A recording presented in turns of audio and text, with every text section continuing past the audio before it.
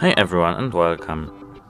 In front of me is Audio Pro C20 speaker, and today I will show you how to download their app. Let's get started.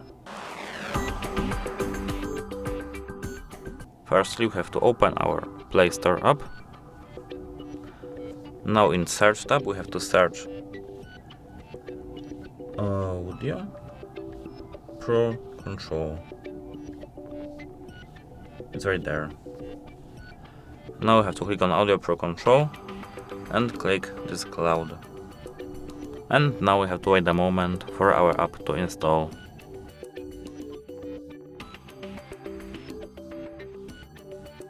And now, as you can see, our app now is installed. And that's it for today.